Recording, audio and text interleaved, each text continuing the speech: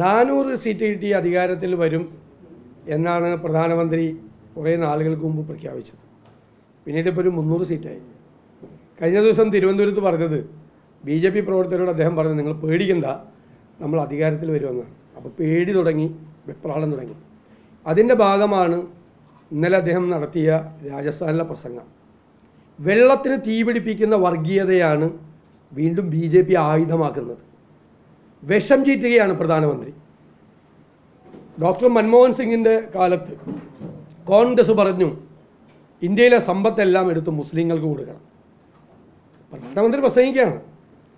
കൂടുതൽ കുട്ടികൾ ഉണ്ടാകുന്നവർക്കാണ് കൂടുതൽ സ്വത്തുക്കൾ കൊടുക്കേണ്ടത്, അത് മുസ്ലിങ്ങൾക്കാണ് കൊടുക്കേണ്ടതെന്ന് കോൺഗ്രസ് പറഞ്ഞു.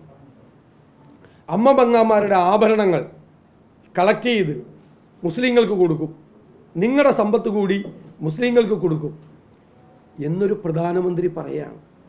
വർഗീയത, ആ പ്രചരണം, വിദ്വേഷത്തിൻ്റെ ക്യാമ്പയിൻ തിരഞ്ഞെടുപ്പിൻ്റെ ഈ പ്രധാനപ്പെട്ട ഘട്ടത്തിൽ ഒരു പ്രധാനമന്ത്രി സ്ഥാനത്തിരിക്കുന്ന ഒരാൾ പറയുകയാണ്. ഈ വർഗീയ അജണ്ടയ്ക്കെതിരായിട്ടാണ് കോൺഗ്രസ് പോരാടുന്നത്. അപ്പോൾ കോൺഗ്രസിന് എതിരായിട്ടുള്ള ഒരു വർഗീയമായ പ്രചരണം. ഡോക്ടർ മൻമോഹൻ സിംഗ് എന്താണ് പറഞ്ഞത്? നമ്മൾ സമ്പത്തിൻ്റെ നീതിപൂർവമായ വിതരണം നടത്തണം, ഇക്വിറ്റബിൾ റീഡിസ്ട്രിബ്യൂഷൻ ഓഫ് വെൽത്ത്. സമ്പത്തിൻ്റെ നീതിപൂർവമായ വിതരണം നടത്തുമ്പോൾ പട്ടികജാതിക്കാർക്ക്, പട്ടികവർഗക്കാർക്ക്, പിന്നോക്ക വിഭാഗങ്ങൾക്ക്, ന്യൂനപക്ഷങ്ങൾക്ക്, സ്ത്രീകൾക്ക്, കുട്ടികൾക്ക്, ഇവർക്കെല്ലാം പ്രത്യേകമായ പരിഗണന വേണം. കാരണം അവർ ദുർബല വിഭാഗങ്ങളാണ്. അതല്ലേ ഒരു പ്ലാനിങ്ങിൻ്റെ മിഷൻ എന്ന് പറയുന്നത്, അതല്ലേ അത്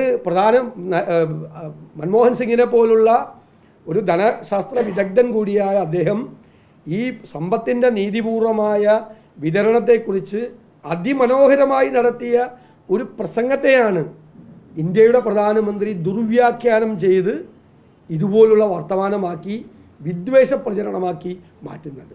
രാജ്യം എത്ര അപകടത്തിലേക്കാണ് ഇവരുടെ കൈകളിലാണെങ്കിൽ പോകുന്നത് എന്നതിൻ്റെ ഏറ്റവും വലിയ ഉദാഹരണമായിട്ട് ഇത് മാറുകയാണ്.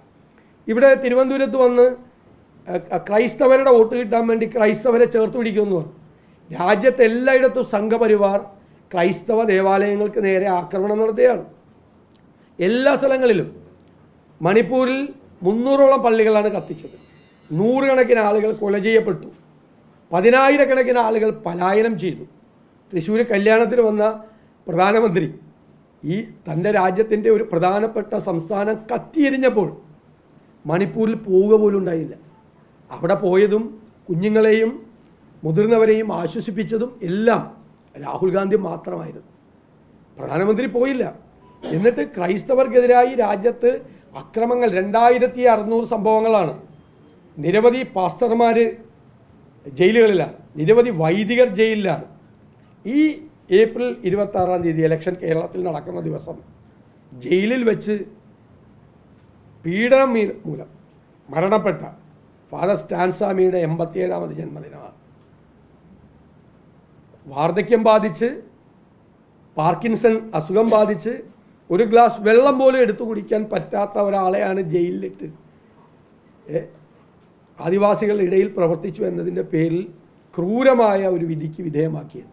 എന്നിട്ട് ഇവിടെ വന്നിട്ട് ക്രൈസ്തവരെ പ്രീണിപ്പിക്കാൻ വേണ്ടി ക്രൈസ്തവരെ സംരക്ഷിക്കും എന്ന് പറയാം. ഇന്നത്തെ BJPയുടെ പ്രചരണം എന്താണ്?